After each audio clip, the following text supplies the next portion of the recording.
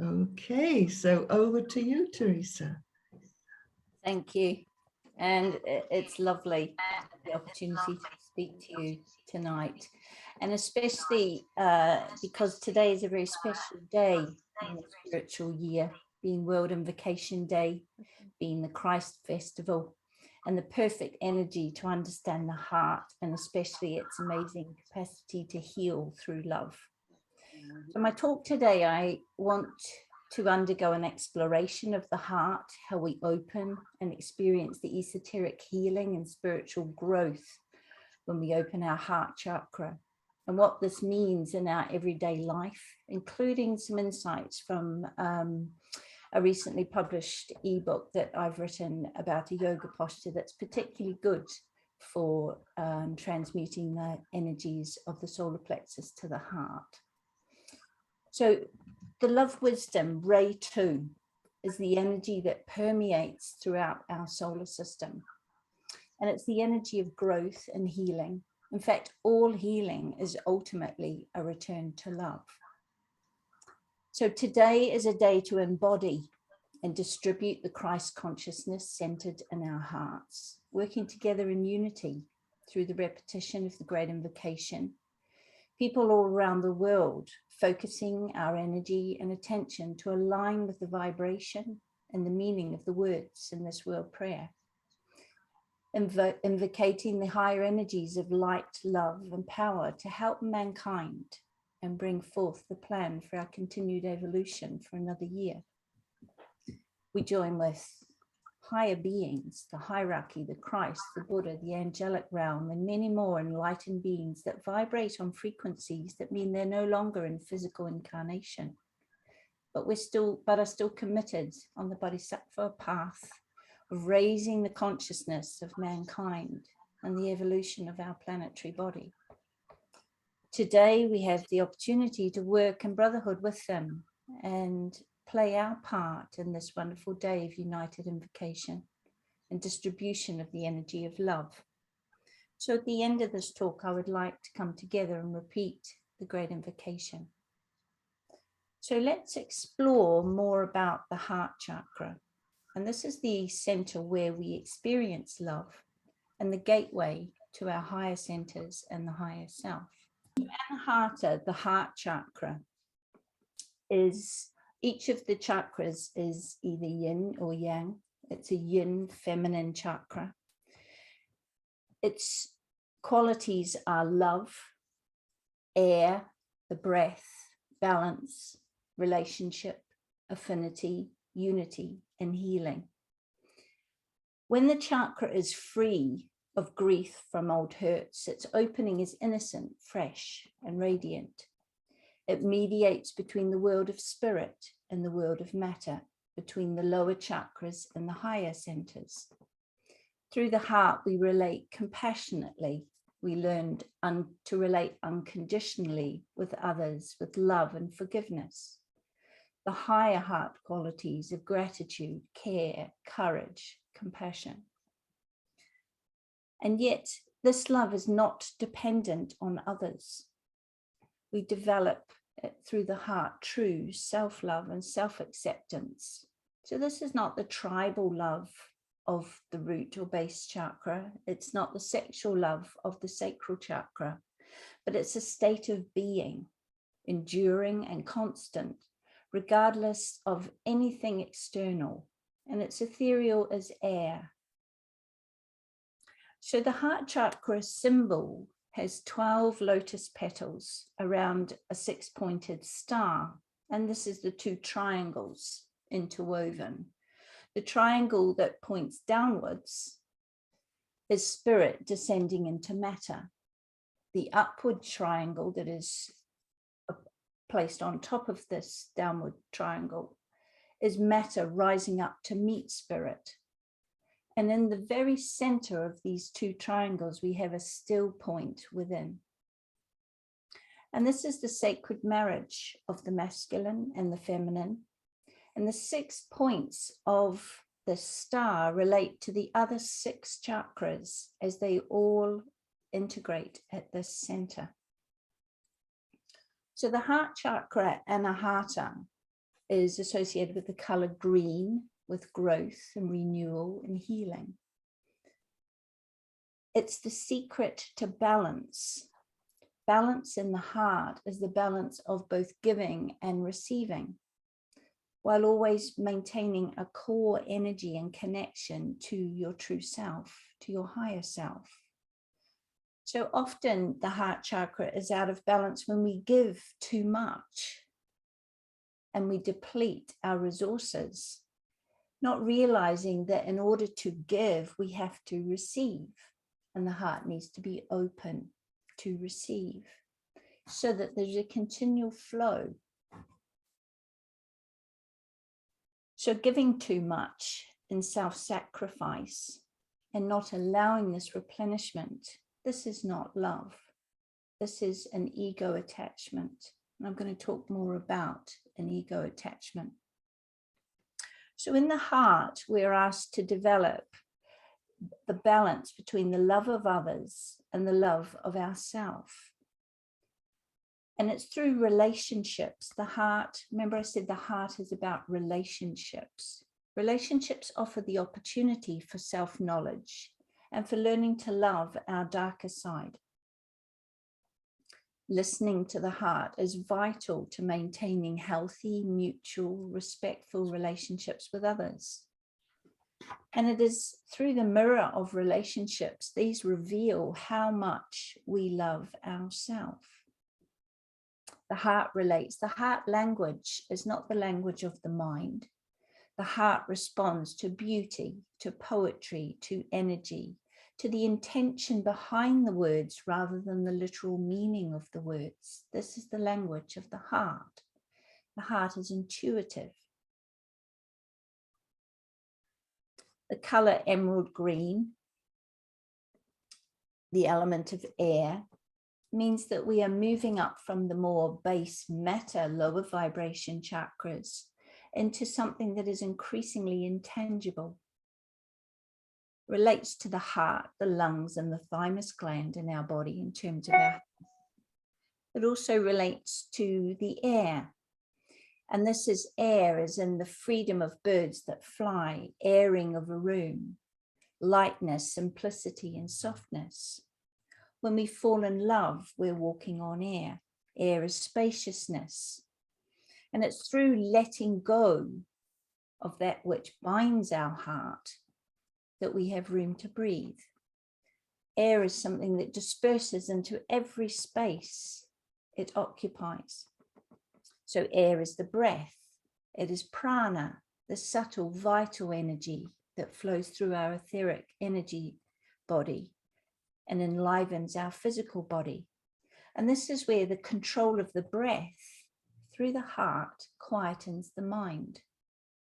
Prana links the heart and the mind through the subtle energy bodies. Heart opening in terms of relationship requires balance in all things, understanding and practice. It requires a transcendence of the ego.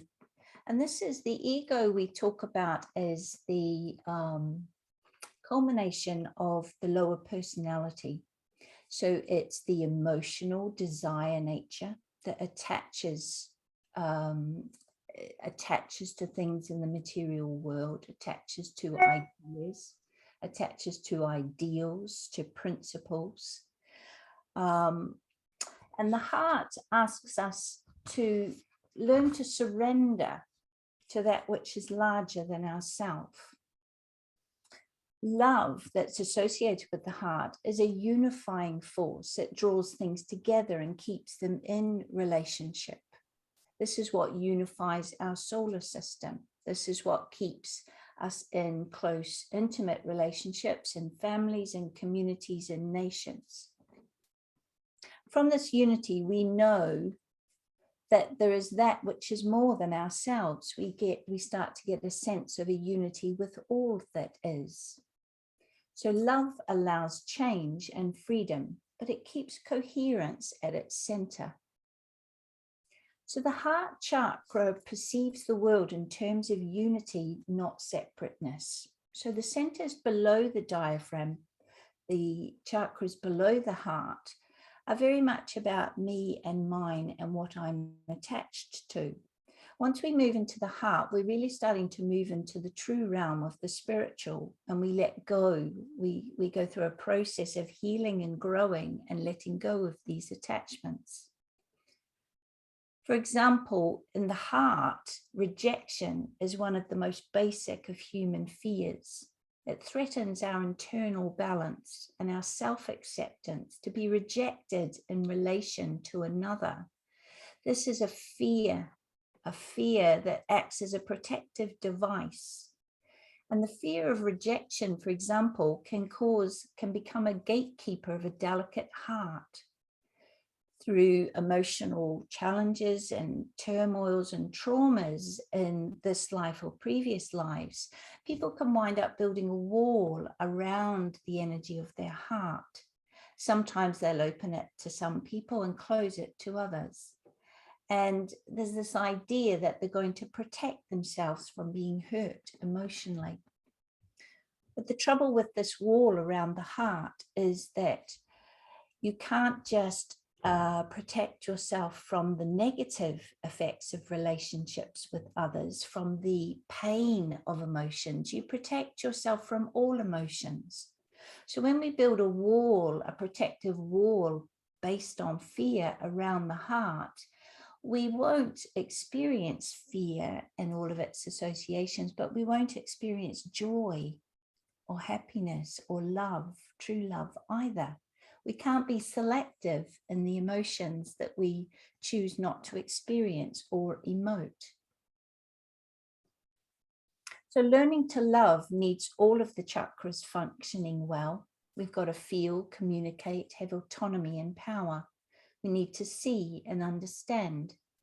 But most importantly, the heart asks us to relax and allow things to happen, to have an inherent trust in life and in spiritual growth in the process of life, to bring forth that which you need for your growth. So the heart is a yin energy.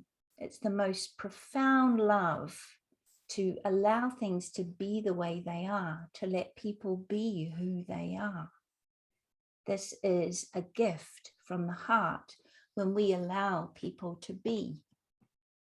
Love is not getting connected, but it's seeing that we're already connected. It's our essence. We just lose our awareness of this connection. And love is a connection with a deep fundamental truth that connects us all and runs through life as a life force energy. It makes the mundane sacred so that we care for it and protect it. So the heart chakra has the power to build, to vitalize and bring coherence, to form. Diseases of the heart, when we have problems with the heart, this is often when there's an overstimulation of atoms and vitality, leading to some adverse problems with the bloodstream. Sometimes the etheric body or the etheric energy can be too potent for the physical form, and we get growths and tumors. Cancer is a condition associated with an imbalance in the heart. So is heart disease and high blood pressure. Many in humanity are opening and called to open their heart chakra at this time. Most of humanity have the chakras below the diaphragm open and functioning. And increasingly, people called to a more spiritual life, people who have experienced soul contact, are opening their heart. Often people who are working between the first and second initiations. This is where the work begins in the heart. So your intention is the signature of your heart. So action, service given in the world can be either heartfelt, heart given, depending on the true intention of that service. If there is an ego attachment to the idea that you're being seen to give service, this is not true service of the heart. Heartfelt service just flows naturally. It's something that's just inherent in the life of someone with an open, functioning heart. The lower desire nature, an expression of the individual consciousness, gradually is lifted from the heart up to the higher center and the higher self, the higher Buddhic desire of group consciousness, where there is no thought or intention for self. It's where emotional astral desire nature is lifted up into spiritual aspiration. This is a person acting purely on an impulse from their higher self, and it comes through the heart. Eventually, we will move from individual consciousness to group consciousness to universal consciousness and an understanding of what being love is. Light always precedes love. Light is the light of understanding. And when we come to understand something, this opens the heart. And inspiration always precedes the action of goodwill. And goodwill is love in action. The Tibetan and Alice Bailey's work says that goodwill is the highest expression of love that man is capable of at this time. So the heart center is responsible for the rapid unfoldment of human consciousness. It's associated with the heart of the sun, linked to the spiritual source of love and light. And it starts to function. You start to clear the solar plexus attachments and transmute them up into the heart between the first and the second initiation. But really the person becomes able to live and be love from their heart after the second initiation. And this is where, as a man thinketh in his heart, so he is. And this thinking in the heart is only occurs once your mental faculty is developed. And this is often confused with feeling in the heart. They're not the same thing. Okay, there opens a capacity to express your Buddhic nature, your true nature, your loving true nature. And this results in transmuting the desires of the solar plexus into the love of the heart, group love, love of your brother. And this is love of your brother regardless of whether you know them or not. It's unconditional love for all equally. So the agent of the soul works through our heart, both individually and planetary. That solar fire creates magnetism. We're drawn to people with an open heart and they radiate healing energies. It's associated with the development of the thymus gland, just here. Now the thymus gland is it's in evidence up to about the age of 7. And then in most people it atrophies. It's associated with our immune system. But in the future, it will return to full function in adults as more and more people open the heart center.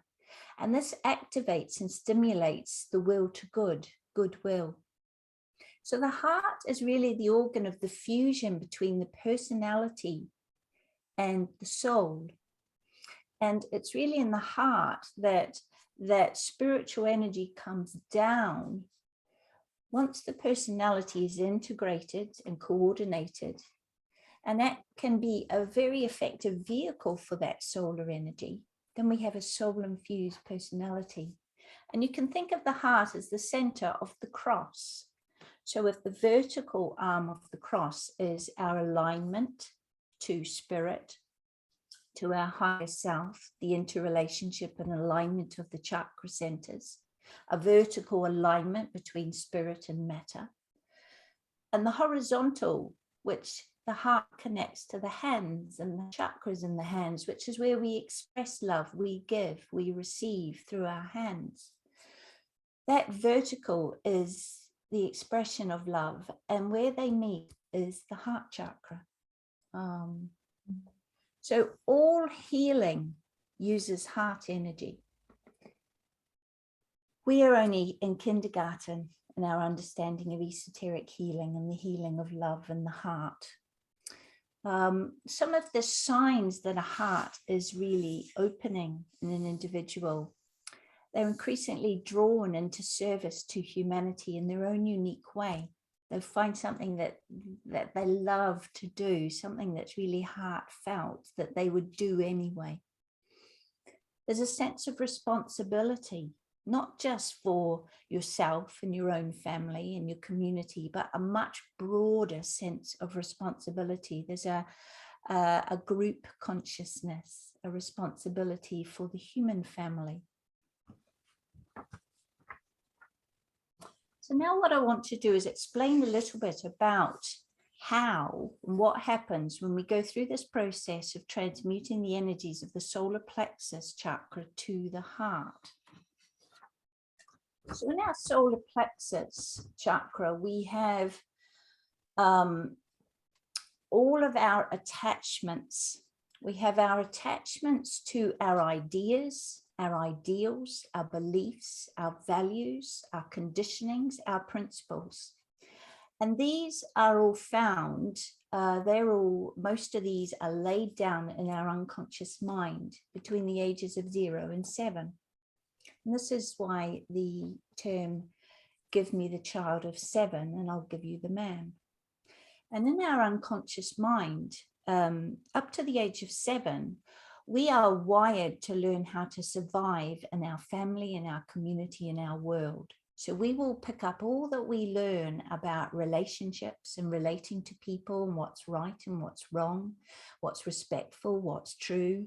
All of these ideals and these values that we then live by are laid down in these early years.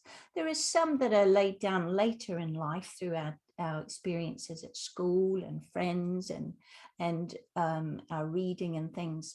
But these fundamental ones are laid down from 0 to 7. And what happens is, as we go through life, we're very attached to these ideas. They create the lens through which we see the world, the lens through which we create our own perspective on things. And what happens is we become very attached to these ideals, these ideas, these beliefs. And we believe that they show us the truth of what we're experiencing. And this is why one person will have one truth and another person will have another truth in the same situation. This is what causes conflicts, arguments, different opinions and views of things, because people are looking through it through their own particular lenses. And so what happens is we have a lot of unresolved trauma, conflicts, emotions, emotional relationships, times when we were hurt, times when we didn't understand what was going on, times when we suppressed emotions. And these all build up in the solar plexus chakra and in the other two lower chakras. And really life then, it's a beautiful unfoldment. Life then acts as a mirror to show us where these beliefs are in error, where they don't serve us, where they're only a partial truth or not true at all. And so we're thrown into relationships with others that hold a mirror up and show us our values, our beliefs, our principles, our ideas, our ideals. And when life doesn't live up to our expectations, we experience all the range of emotions that we do. We experience the conflict with others. And really, this is life clearing out and cleaning up that which is unconscious within us and that which is unredeemed. So you could say the sum total of all that's unredeemed in our personality that stops our personality being integrated and coordinated in a perfect vehicle for the soul. Is all these issues and unresolved emotional energies that need to shift from the solar plexus up into the heart. And a willingness to embark upon a journey of growth and looking at these different issues is really a willingness to walk a spiritual path and not just study it. Because it is only through emoting, through the flow of emotion, that the heart heals. And this is what emotions are for, to enable the energies to be transmuted. I'll give you an example of how this can work. Let's use the analogy of someone who is someone you're close to, who's going through a particularly rough time. Perhaps they are experiencing a challenge in which it's like they've jumped into a hole. They're stuck. They can't move forward. They're stuck in an emotional trauma or a drama or something they just won't let go. Now, there's several things that we can do. So we come up and see them stuck in the hole. Now, if we are operating from our solar plexus chakra, we can have pity and jump in the hole with them. And then we've got two people in the hole, which is nice. They've got company, but it's not getting them out of the hole. We can get angry with them and stand on the edge of the hole and you should know better, you should, and tell them off. And they'll just shrink further into the hole. That's not going to help anybody. And it has a negative effect on the relationship between you and that person. You could pull them out of the hole. And that's great. They're out of the hole. But next time they fall in that hole, you're just going to have to pull them out again because they haven't learned and grown. They haven't had that experience of redeeming something in them that's not healed. Something that needs redeemed is the reason they're in the hole. Or you can act from the heart and you can shift anger to acceptance of the situation, to forgiveness for any judgments you have about the situation, pity to compassion. And what you can do is you can stand on the edge of the hole. Stand in love and support and no judgment and criticism. You might suggest how they build a ladder. You might have some constructive suggestions, but they've got to climb it. You might even lower a ladder down to them, but they have to climb it. And then when they do, they come out and you both have returned to love. And there has been healing and growth and a building of the strength of your relationship between both of you. And that was an understanding of the difference between solar plexus, conditional love, and the unconditional love and compassion of the heart. So in solar plexus love, we say, I'll love you if you love me, or I'll love you if you behave in a certain way. And there's lots of this on the planet, okay? It's the major cause of problems in our childhood and our relationships. Heart-centered love says, I'll love you anyway. I will just love you anyway, and I'll love you all anyway. There is no conditions. There's no judgment. There is no criticism. There's total acceptance. It's being love. It's a being infused and full of love. And really, I learned the most about the heart when I did A Course in Miracles. So this is a book that's the teachings of the Christ, essentially Christ consciousness in practice.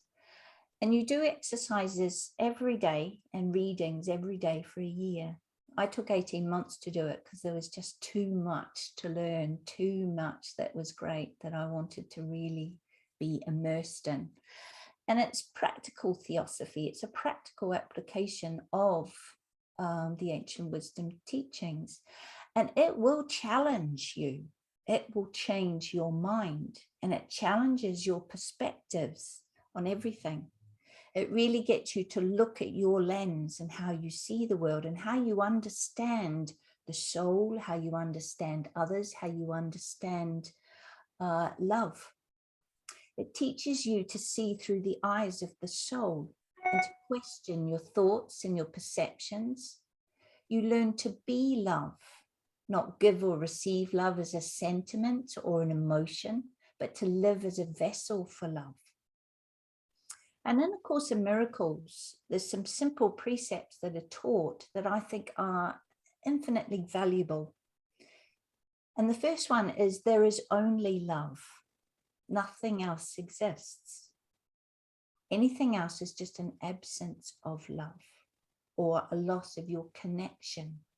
So it says there is only love, and love is connection. Fear and all the manifestations of fear are simply an absence of love and a disconnection from love. And we experience this as a disconnection from God, from love, from our true self. It's a disconnection from our soul. And so fear manifests in many ways.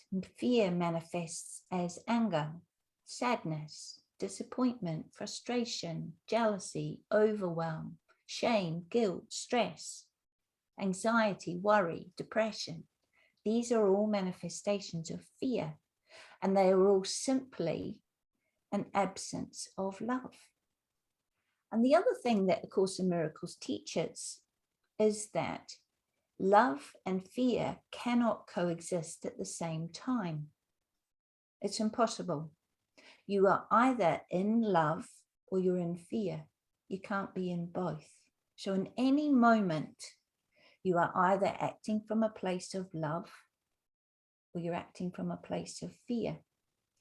And fear is one of the great illusions, one of the great mayas that we are asked to tackle, especially between the first and second initiations, when we really are learning to heal that which is unredeemed, all of that stuff in our unconscious mind. We're shining the light of consciousness down on that, bringing it up into the heart to understand. Because to understand means to stand under the truth. So when we understand with our mind, we heal our heart. And this is the way the mind and the heart work together. And this was the message that Christ was trying to teach us. And the message is of forgiveness and the power of forgiveness, which is really a quality of our Buddhic nature, the Buddhi, or the higher expression of the heart and our higher self. Forgiveness is something that we don't really understand in our culture, because forgiveness has nothing to do with the other person. Forgiveness, we think of forgiveness as something that we bestow on another. Like, that person has done me wrong, I will forgive you. That's ego forgiveness. That's not heart forgiveness. Heart forgiveness is all about recognizing that your attachment to your view of that situation is harming you and only you, and closing your heart to love and keeping you in fear, or one of the manifestations of fear. And that the only thing that will set you free to experience joy and the vitality and life force energy of life is to forgive. And so really, forgiveness has nothing to do with the other person. It's all about your relationship with you.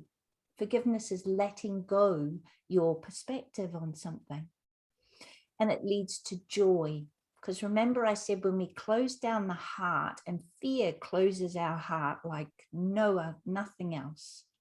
When we close down our heart, we close down our joy. We close down all of our emotions. And we live a life of black and white instead of color. A life that lacks vivacity and vitality and all that beautiful prana the breath of life is lacking. And so this was beautifully illustrated in the book. There's a book called The Book of Joy, and it's recently a film called Mission Joy. And it was about a week that the Dalai Lama and Desmond Tutu spent together. They're great friends, these two brothers. And they explored from both the Buddhist and the Christian view of forgiveness and of joy. And although they had some differences in some of the doctrines, ultimately, they both agreed about the heart, the language of the heart. Their minds could speak in Christianity or Buddhism, but their hearts had the same language. And these two, when you see them together, they are childlike in their joy, and the love that flows between them is awesome to see. And these are men who have had incredible suffering. They could be attached at their solar plexus level to all sorts of suffering, all sorts of beliefs about what's right and wrong, and expectations and ideals and principles. But they've let all that go, and they've lifted into their heart, into forgiveness, and it has set them free. And the beauty is it set them free to allow the soul energy to pour through out into the world, healing others. Desmond Tutu was a huge player in the abolishment of apartheid in South Africa. And then he worked in the reconciliation tribunals, where I read his book. He's got a beautiful book called The Book of Forgiving. He wrote with his daughter, Moko. And it's one of the most profound works on forgiveness that I have read. And he talked about the power when mothers could hug and forgive the men who killed their sons with total and utter complete acceptance and forgiveness. It doesn't mean you condone the behavior. It doesn't mean you even forget. You learn the lessons, but you forgive from your heart, and this sets the forgiver free and the forgiven free. But you don't actually have to have any kind of physical contact to forgive. So to emote is to heal the heart.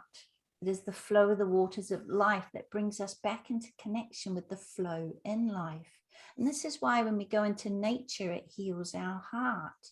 We come back into a connection. Remember, love is connection. So when we connect in nature, it opens our heart. And you'll know that if you're feeling upset, you've got conflict going on or different things going on, you go out into nature.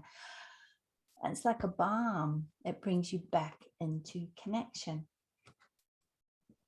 And this is why, and really learning to forgive is opening to the inpouring of the Christ consciousness. Forgiveness is the essence of the second stanza in the Great Invocation, opening the hearts of men to love. Because forgiveness is an act of love.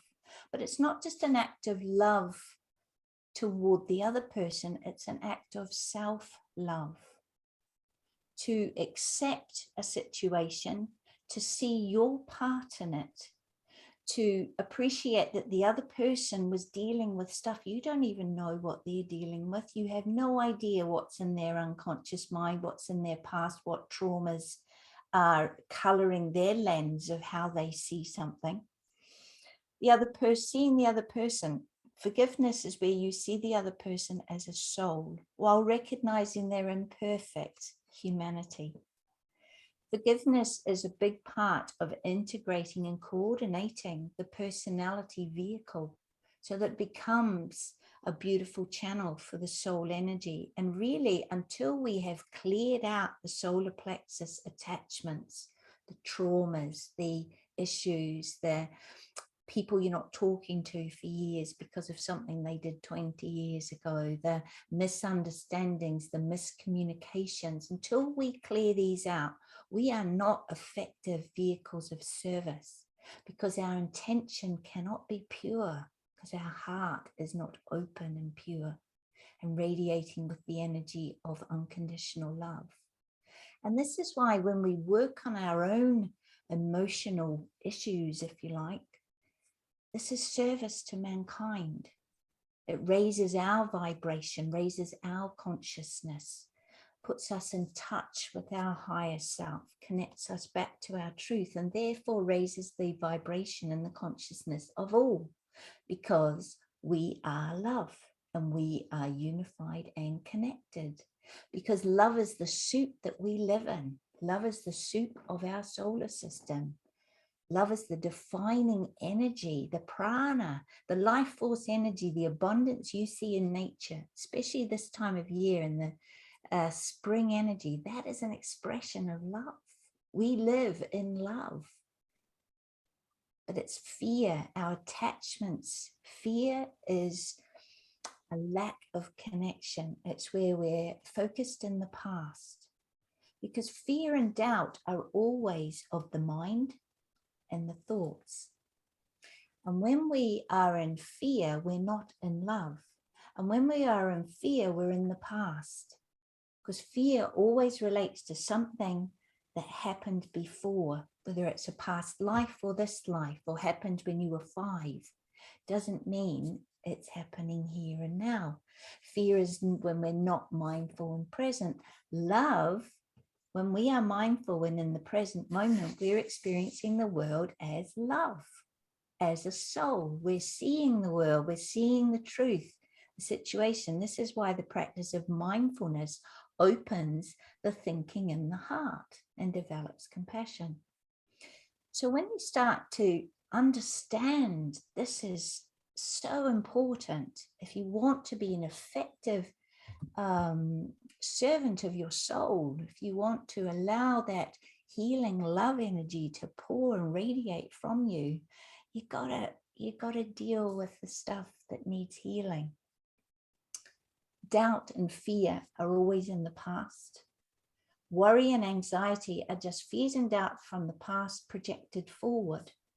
And these are all created in your mind. How many times are fears real? And how many times are they generated by your thoughts in your mind? Now, when you are focused on the thoughts in your mind, you're not mindful, you're not present and aware. So what runs your actions? The unconscious mind. So when you're focused on your thoughts, what is happening is whatever you are doing, however you're behaving or responding or relating to others, is coming from the 0 to 7-year-old in your unconscious mind. And this is why we react and act so childishly. But when we are conscious and centered in our heart, we learn to listen to another, and we listen to understand, not to reply. For example, that's a quality of the heart, to listen, to understand, to stand under the truth. You're trying to hear what's behind the words, even if the words are clumsy, you're feeling the emotion. And this, you know that quite often people don't get the words right. There's a miscommunication. The one word means something to me and something else to someone else. But when you listen to understand, quite often the words don't matter, because their heart speaks to your heart. And this is what we experience when we're in love. When we are experiencing that feeling of being in love, prana and vitality are pouring from my chakra into the person I'm in love with, or life if I'm in love with life, or the animal I'm in love with, whatever I'm in love with. Yeah. And that connection, we're not in our thoughts. We're not in our mind. We're in our heart. Okay, so thoughts, the lower mind thoughts. And this is why really one of the things that really helps you to be centered in your heart is meditation. And the reason is because meditation teaches us to detach from our thoughts and to simply observe. Okay. Now, one of the qualities of the heart is to accept and just observe life. When we're mindful, we're just observing what is, we're accepting what is. So when we learn to meditate, we develop this discipline in our mind. We step back from our thoughts and come back to the breath or the mantra or the focus of our meditation. And every time we do that, we detach, we develop the capacity to step back from our thoughts and observe them.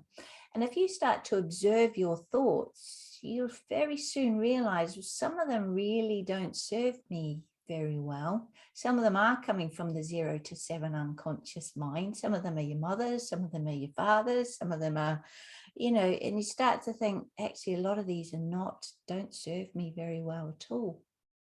You become discriminatory. You have discretion. You pull back and you realize, well, if I can observe my thoughts and I can question my thoughts, I am not my thoughts. I am that which observes them. And this is when we really start to learn to think in the heart. That is what thinking in the heart is. It's being the silent witness and observing from this place of the heart, recognizing you're not your thoughts. And when you don't give thoughts attention, it's like weeds in a garden, they just wither and die. Thoughts that you do give your attention to are like the flowers, they bloom. And quite simply, by meditating, by training your mind in this way, you start to develop the capacity of the mind and the heart to work together in your growth. And the other thing you do in meditation, of course, we talked about the heart being associated with air and with breath and with prana. When we meditate, we breathe deeply right down into our diaphragm. We breathe through the heart.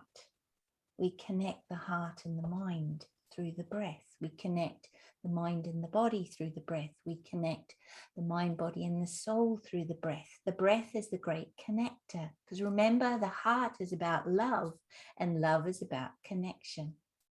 So you see how it's starting to all fall into place. And so this is where I come to the point where I'll just describe why I wrote an ebook about a single yoga posture. And unfortunately, I can't put the image up on the screen, but I can give you information if you want to get hold of this ebook, because it doesn't cost very much at all. But the reason I had to write it is there's one yoga posture. It's very simple to do. You lie on the floor, on your tummy, forehead on your hands. You have your feet apart, your heels turned in and your toes turned out. And that's it. And you breathe. It's called Makarasana, the crocodile. And what Makarasana does, there's a whole book of benefits, but really in relation to this talk, Makarasana opens your heart, and it opens the channel from your solar plexus to your heart. Makarasana is perfect for shifting strong emotion. When you're upset, when you're angry, when you're sad, when you need to cry, when you want to scream and shout, when life's mirror has thrown up some really tough things for you to look at, when it's challenged your beliefs about how life should be, when life has not met your expectations, and when relationships are difficult, you go into Makarasana and it gently enables the release of the energy of those strong emotions. And because of the particular position you're in, it connects you to your third eye, your Ajna chakra, and it connects your heart through your arms to your Ajna chakra. And it opens the channel through all of the chakras, but especially from the solar plexus to the heart. And this enables that transmuting of grievances up to forgiveness. Lying in Makarasana, you'll go, oh, and you'll see the situation. You'll see that the other person was doing their best, or you'll see that they're really stressed at the moment, or you'll see your part in whatever drama has happened. You will sometimes you'll get flashes of inspiration, intuitive sort of understandings of what's going on that you didn't see before because you were too caught up in your story and your version of it. it opens the heart to forgiveness. It connects. When you lie in Makarasana, you can only what we call deep yogic breathe, or breathe through your diaphragm. And this connects the energies, as well as opening the heart center, connects the heart and the mind. I could go on and on with all its benefits for your health and your relaxation. It balances the masculine and the feminine, the yin and the yang, which that balance has to happen in the heart. There's a whole book of benefits, but really it's one of the ways that we can use consciously when we know life has triggered something in us that needs healing, something in us that needs redeeming, some energy that's stuck in attachment in our lower chakras that needs lifting up into the heart to be transmuted. And the beauty is that when you get to the root of something, when you're weeding that garden, when you shine your light of consciousness down into your unconscious mind, and you see,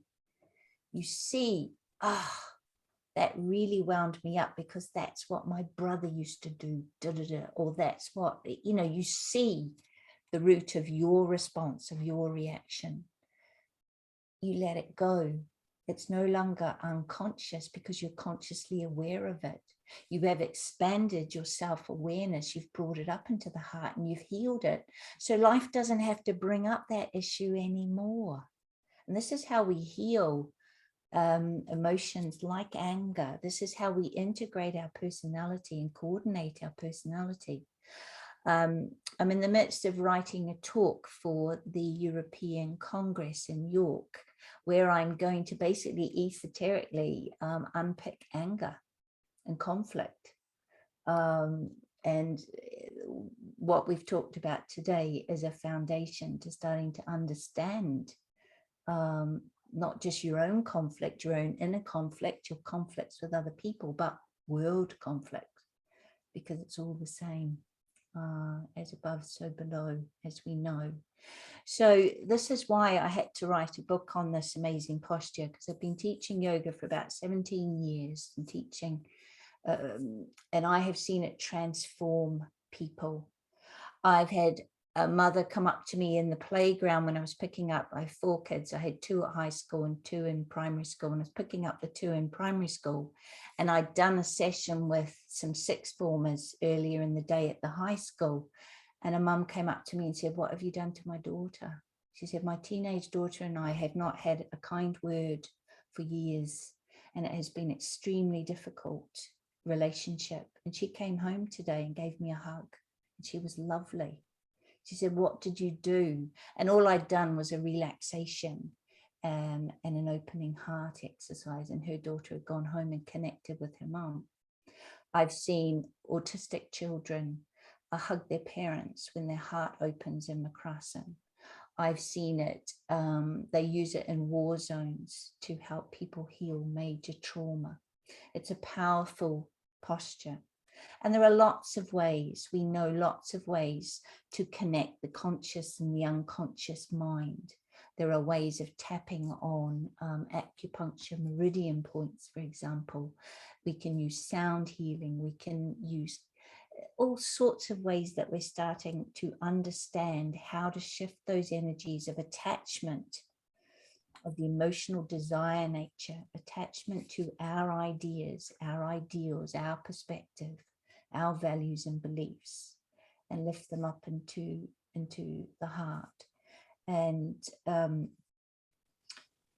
we cannot truly serve mankind until we've healed all that prevents us living open-heartedly. Because when our heart is open, there is a certain amount of vulnerability, because the heart is not just about love, it's about trust. And trust is a big one for people, because trust is all about relations and right relations. And when the heart is open, there is a vulnerability. There's a childlike vulnerability and joy that I witnessed between like Desmond Tutu and the Dalai Lama. There's a childlike quality of joy there was about Nelson Mandela, about Mother Teresa. These people who operate from an open heart have this vulnerability, but they've come to realize that our vulnerability is our greatest strength, because it's how we connect. When we are open-hearted and vulnerable, we are saying to life, I trust this spiritual growth process. I am open to practicing living as a spiritual being, to practicing my understanding of theosophy and ancient wisdom teachings. So we can't truly serve mankind until we've healed all that prevents us living open-heartedly.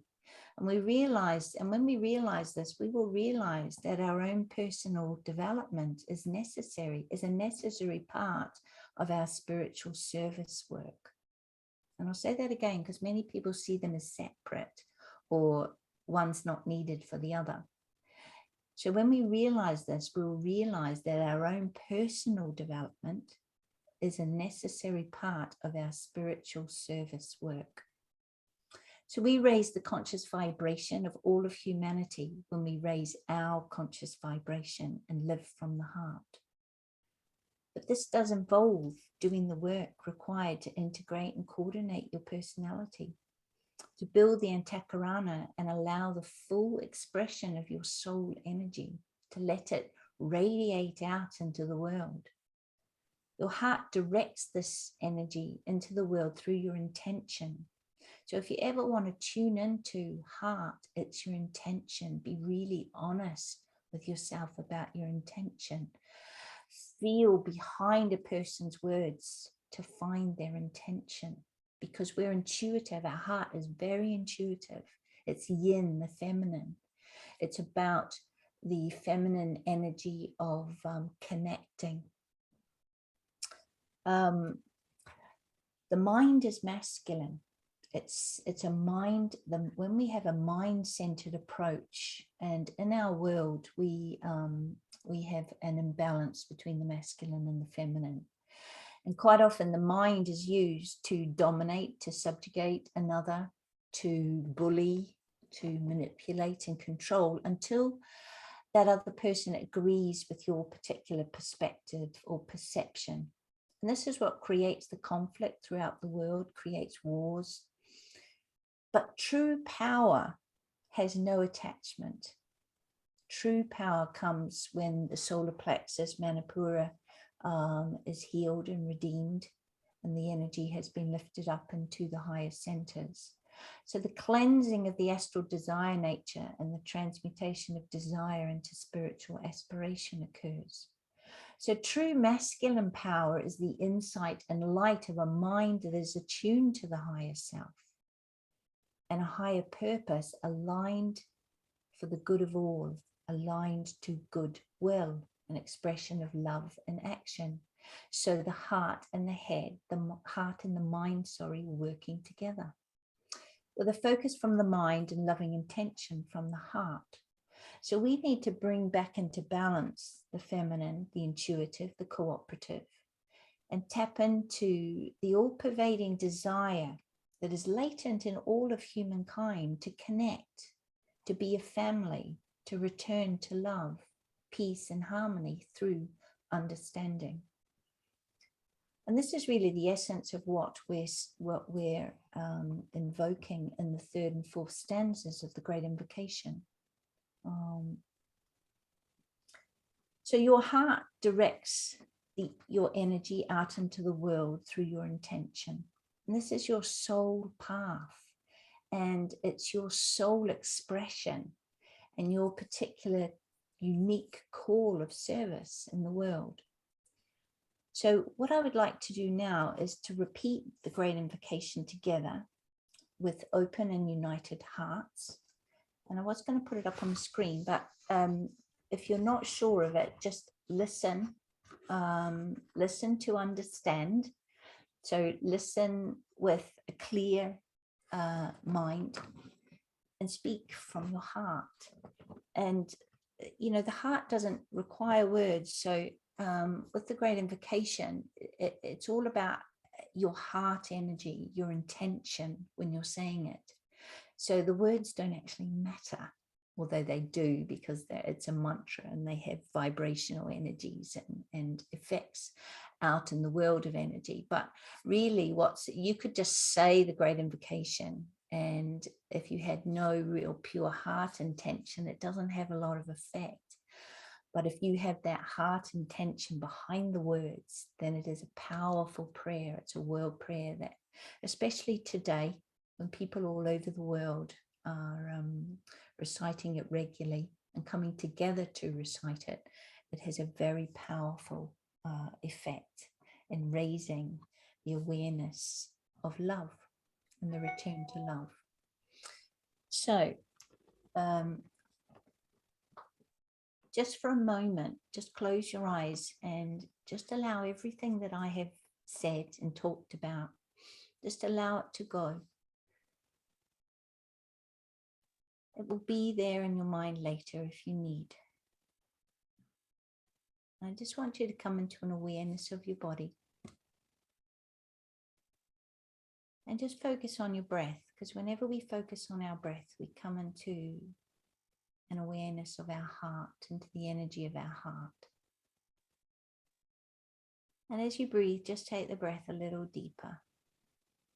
You feel like it's opening a beautiful space in your chest, especially between your sternum and your spine, opening that heart space. Breathing down deep into your belly till you feel your body begin to relax. And as you let your mind rest on the breath, you bring your mind and your heart together. And together they go hand in hand to drop down deep into a peaceful place inside of you. That point of stillness deep in your heart.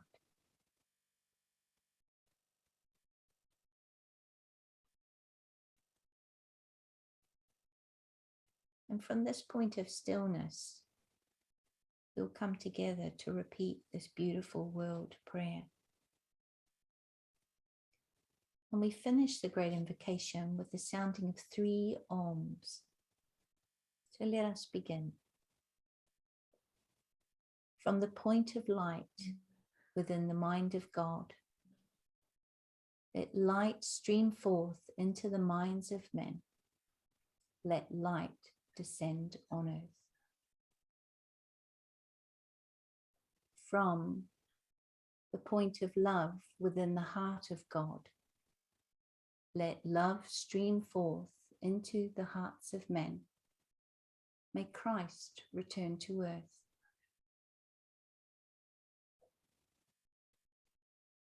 From the center where the will of God is known, let purpose guide the little wills of men, the purpose which the masters know and serve. From the center which we call the race of men, let the plan of love and light work out, and may it seal the door where evil dwells. Let light and love and power restore the plan on earth.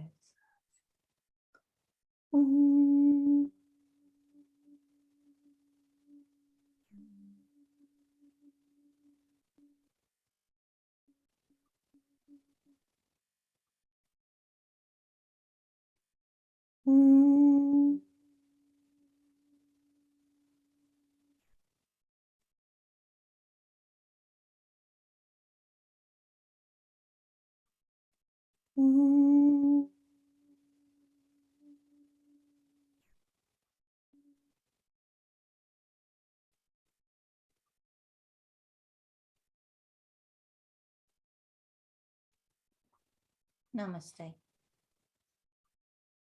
A comment in the chat from Barbara that fear, it's a lovely, fear is false emotion appearing real. Yeah. Yeah, I don't know where that came from. It might have been Louise Hay, but it just came into Yeah. my head as you were talking about it.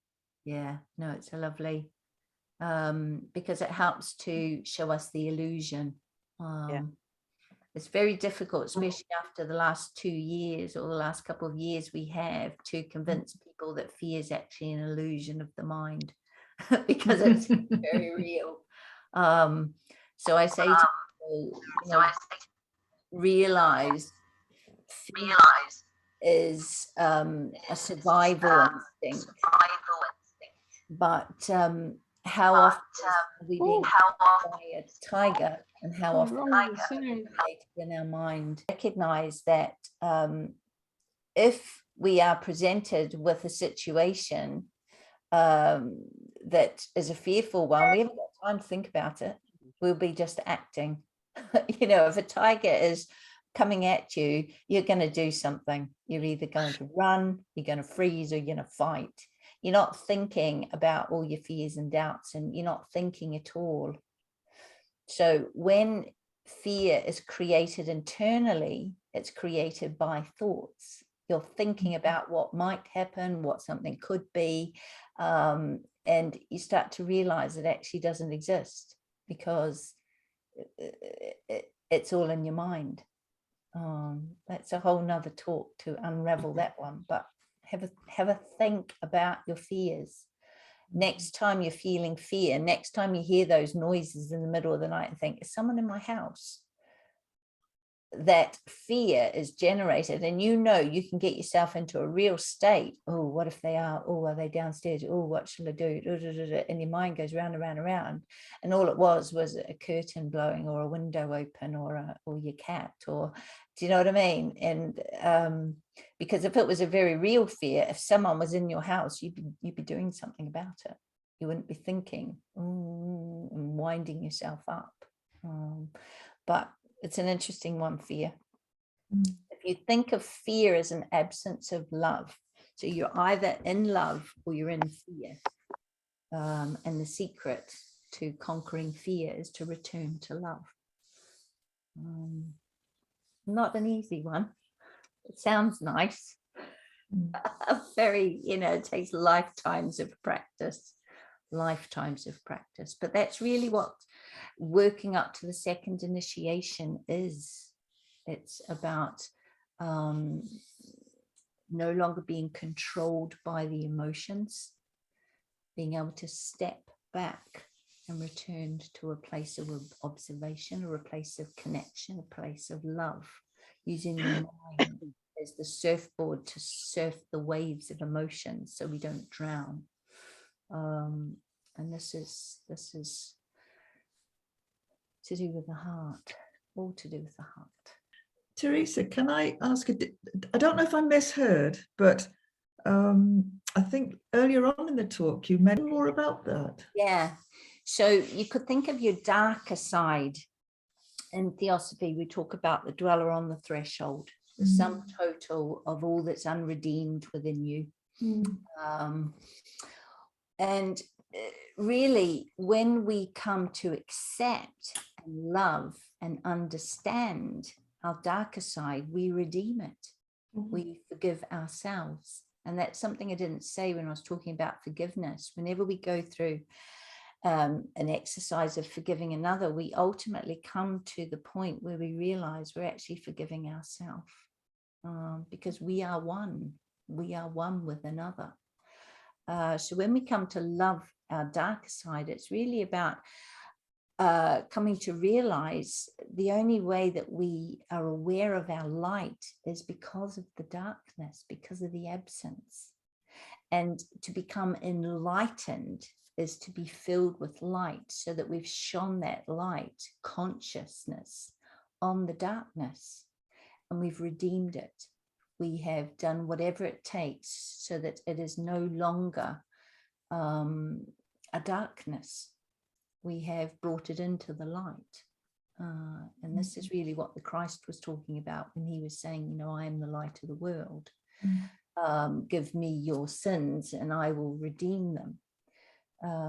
This is what he was talking about. And so really, when you, if the heart opening is about learning true self-love, you have to love all aspects of yourself, even the dark sides of you. Because once you once you acknowledge that darkness, you're halfway to healing it. You're halfway to redeeming it, because you've brought it into your awareness. You're looking at it, you're questioning it, you're you know, for example, say addiction might be some people's darkness. They've got an addiction, and maybe it's to alcohol or drugs or shopping or eating or smoking, or there's lots and lots of addictions. And really, you can't change or heal an addiction until you bring it into the light. You know, we know in Alcoholics Anonymous, it's not till someone says, I am an alcoholic, that they start their healing journey. And it is a journey of returning to love, returning to loving and accepting themselves despite, you know, this addiction they've been grappling with, this addiction that's been ruining their lives and the lives of others. And so it's learning to love yourself. And so this is, it's, you know, it starts with an acknowledgement of darkness. We're not, you know, keeping it away. We're not looking at it. We're not pushing it away. I'm not looking at that. I'm not going there. We've got the courage, and courage is a quality of the heart, because courage is really the quality where we do what's right or needed despite fear. So courage doesn't mean there isn't fear. And truly courageous acts, there's enormous fear, but the person, you know, does what's needed anyway. And this is what we admire in that quality of courage. So it's having the courage to say, this is my issue. It's taking responsibility. That's another quality of the heart. When people start operating from the heart, they take responsibility. They take responsibility for their own health. They take responsibility for their words, for their actions, for their intentions. And you see how we start to live harmlessly? If I'm responsible for all my thoughts, my intentions, and my actions, I do no harm. And so it's taking responsibility for that which is unredeemed. It's saying, yeah, I have an addiction. I have a problem. I need some help with this. I need to look at what's the root cause. What caused me to start drinking, to start smoking, to start eating or shopping, or whatever the addiction. What am I trying to avoid through that addictive behavior? Because that's the key to the healing. Once you look at what you're trying to avoid, once you face those fears, the addiction goes away. There's no need for it.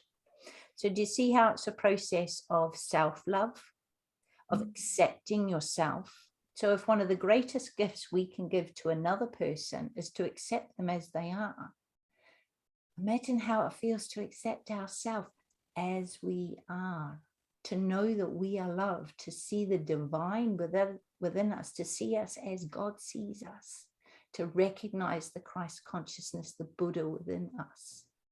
And that is really what loving your darker side is.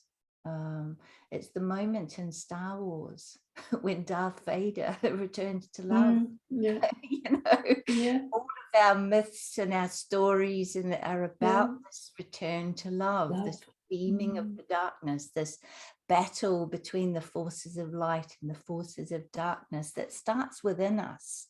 And, you know, moves out into our relations, our community relations, our nation relations, our relations in terms of a world family. And so it's having the courage to say, this is my darkness. You know, this, I take responsibility for this. I believe that through my actions, I have caused harm. What can I do about that? Maybe you just need to say to someone, I am sorry. There's a beautiful forgiveness exercise I use with clients. And it's from the Hawaiian spiritual tradition called Ho'oponopono, where you go through a forgiveness process. The person doesn't have to be there, they can be. In that book of Forgiving by Desmond Tutu, he unravels forgiveness on a very deep level. We realize and understand forgiveness far beyond anything else I've ever read, apart from the Course in Miracles. And that's really what the Christ was here to teach us 2,000 years ago. And we got some of the message, but we missed quite a bit of it. We miss this real essence of the heart, of the forgiveness. And it starts with forgiving yourself, recognizing you are perfectly imperfect. And on a journey, you are work in progress. And so long as you are progressing, so long as you are open to learning and growing, that is spiritual service to mankind. You know, every time a person is on their knees, you know, they talk about a dark night of the soul, on their knees with that which is unredeemed within them, the angel of the presence comes, and that is forgiveness. You know, that is the redemption, and then there is the resurrection. So yeah, that's what I mean by loving your darkness. You love all of you, not just the bits you like. You know, there's an exercise, where was I reading about it the other day, where you if you look into the mirror and you look deep in your eyes, because it's through your eyes that you see this incarnation, you see your soul, and you see all the incarnations that you've ever been. If you can look into your eyes and say, I love you from your heart, not many people can do that. But if you keep doing it, one day you will break down and realize what that means, what it truly means to love yourself. And it's not an ego, narcissistic, you know, type of a selfish love at all. It flows out to love all. You can't help it. Love can't be contained. It doesn't have, there's not a container big enough. The universe is not big enough. And so there's lots of ways to walk the path of your own redemption. And in doing so, you will heal many others along the way. But it is just honoring, just recognizing your darkness, not blaming it on When I was doing my training, I was in I suppose it was a fairly deep meditation, and I brought up my dark side. And my God, was it ugly? It was huge, great monster. And it's like, hang on a minute, what's that? I don't want any of that. But of course, I embraced it, literally embraced it, and I danced with it. And Yes. it kind of supports me, you know. It's an amazing thing, really was, you know, great. There's no like something out of Star Wars. Yeah, there's no fear then. You've returned to love. There's still work to do. Yeah. Are we harmless in thought, intention, and action? No, work in progress on that one. But you know, It's still around, you know, we can still see it. Yeah, but you don't have a fear of it. Oh no. Anymore. That's the embracing. That's the loving your darkness. It's, you know, the monster gets smaller when you love it, when you acknowledge it. It gets bigger the more you push it away, and you know, it becomes really huge then. And so it's just understanding, you know. And when you love your darkness, it makes you infinitely more able to accept the darkness in others. Yeah, of course you do. Yeah. And you know, that is unconditional love. I'll love you anyway, as you are, warts and all. Do you know what I mean? Darkness and all. And that is to live love. That is to be love. And we're really only beginning to understand unconditional love. I think we get glimpses of it, and its power blows us away. Every inspirational book, every wonderful movie, something that touches us, the poetry that touches us, is often a sudden spark of understanding of something about the human heart that you didn't understand before. You stand under the truth of something about the human heart. And so this is why, to me, an understanding of the heart is theosophy in action. It's the application in your life.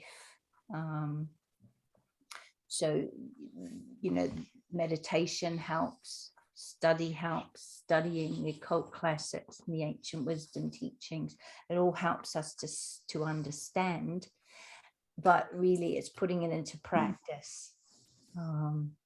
You know, if to be Christian is to follow the teachings of Christ, we don't just do that on Sunday, we do it every day and every moment. See what I mean? And it's the same with our spiritual beliefs. We have to live them to make them real. To spiritualize matter, we've got to bring that energy down and live it. And we do that through this point here in the heart. So does that help you to understand? Definitely. Good. No, that was really powerful stuff. You. Oh, it's wonderful. Yeah. It's a lot of it through life experience, I have to say.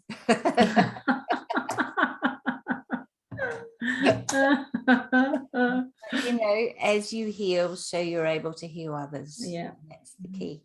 That is the key. But you know, diamonds are created through immense pressure. And you know, you've got to have the courage to look in that mirror when life shines it up. And relationships are always a mirror. They show us what needs, especially the most intimate, closest relationships we have in our life, show us what needs redeeming. You know, and it's not very nice when someone else holds up that mirror, or life holds up that mirror. You're like, no, I really don't want to look in that mirror, but it's having the courage to. That's the key. That was absolutely super. I mean, ooh. Yeah. The other thing I can do is I can put a link. I can upload the slides onto. I can put a link so that you can download the slides as PDF. Yes, please. Which will just help to feed the understanding. Toddy, do you want to say something? Yes, please. But first of all, I'd love to thank you very much for that. It was really intense and there's lots to think about, which I will do. And thank you very much for coming and doing that. Yeah, no problem. Yeah. Well, thank you, Teresa. No problem. Yes, indeed. A huge thank you. Thank you. No problem. Maybe you might accept another invitation from us later on. Yeah, That would be super. definitely. Okay. Well, thank you everybody for coming tonight, and